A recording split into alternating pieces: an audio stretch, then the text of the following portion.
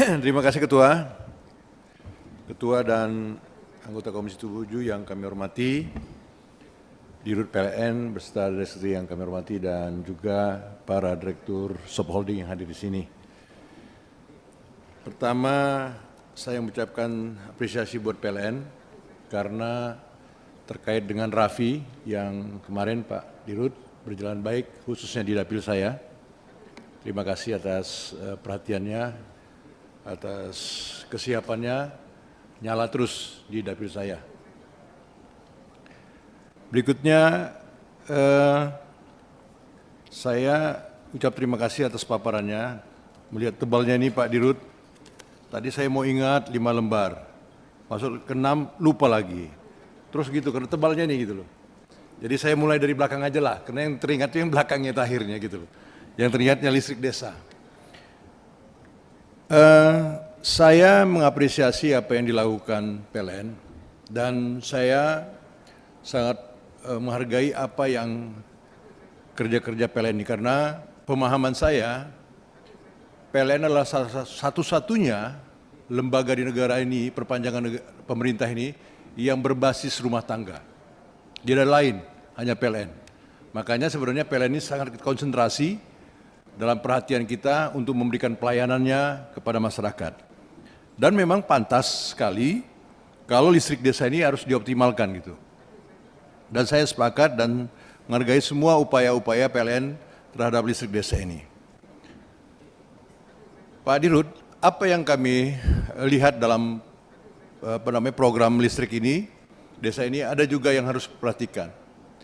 Karena dampak dari pemilihan desa itu juga akhirnya ada sebagian masyarakat nggak dapat listrik, Pak. Jadi yang dapat itu adalah masyarakat yang pro kepala desa yang menang gitu loh. Ini juga tolong diantisipasi, Pak.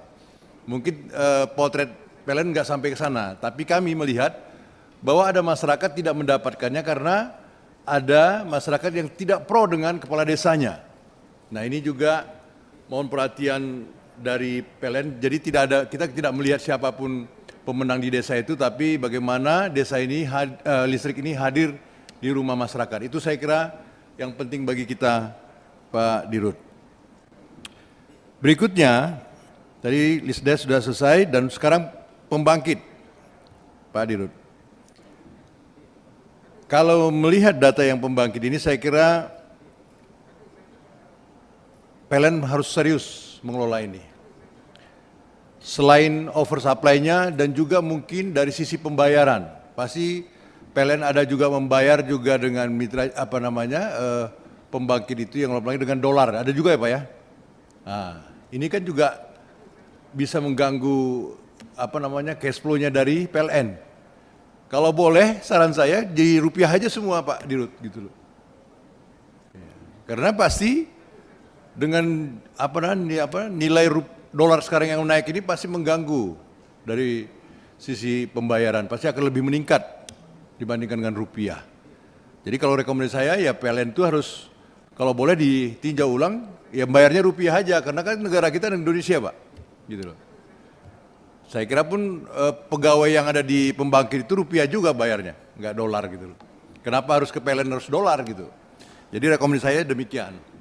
Berikutnya juga saya merekomendasikan semua pembangkit-pembangkit ini, saya tidak tahu persis berapa pembangkit yang ada di Indonesia ini milik PLN dan kita katakan swasta gitu loh. Saya tidak tahu.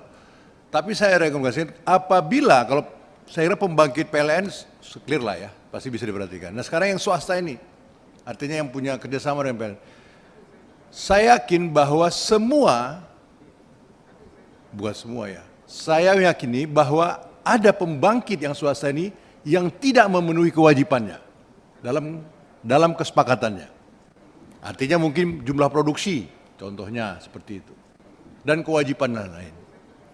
Saya merekomendasikan apabila ada pembangkit di luar PLN yang masih cengap-cengap dan sampai meminta-minta untuk merubah tarif, saya rekomendasikan akuisisi saja Pak.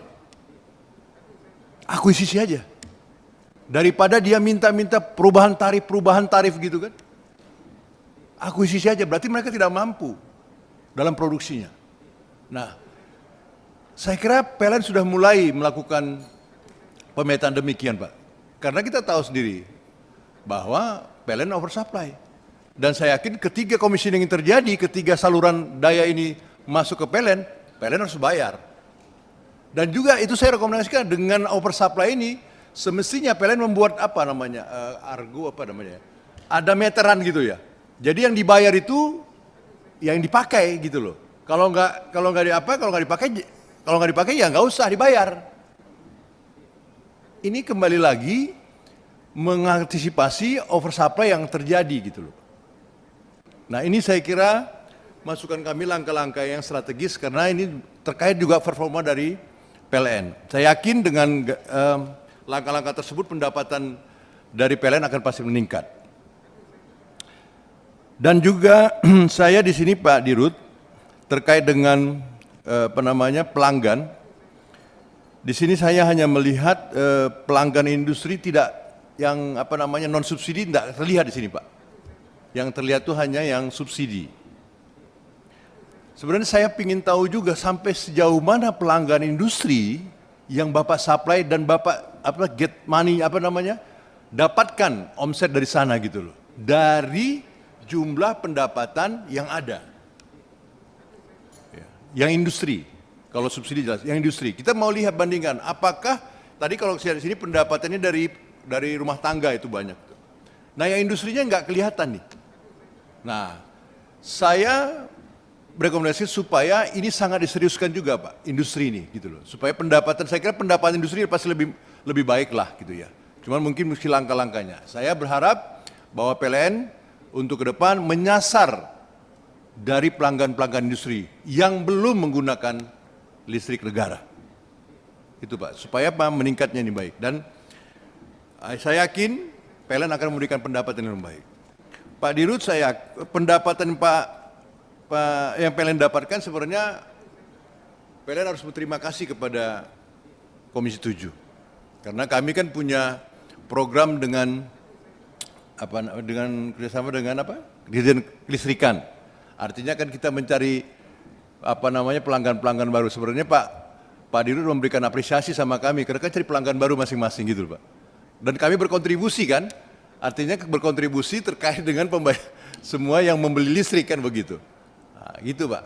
Jadi kita hitung aja berapa pelanggan yang sudah kita dipasangkan, tinggal dibagi aja per meter per berapa gitu. Berikutnya, Pak Dirut, kita berharap sekali bahwa perwira-perwira PLN itu betul-betul menangkap peluang yang ada di wilayahnya gitu ya. Jadi tidak hanya menunggu saja, harus terus meningkat supaya apa? Kembali lagi supaya pengguna listrik ini bisa lebih meningkat dan juga akhirnya pendapatan dari PLN itu bisa meningkat. Dan kembali lagi saya mengapresiasi kinerja dari PLN dan usaha payah ini. Dan saya yakin ini bisa dilakukan dengan baik demi Indonesia Jaya. Terima kasih pimpinan. Ya, luar biasa Pak Hendrik.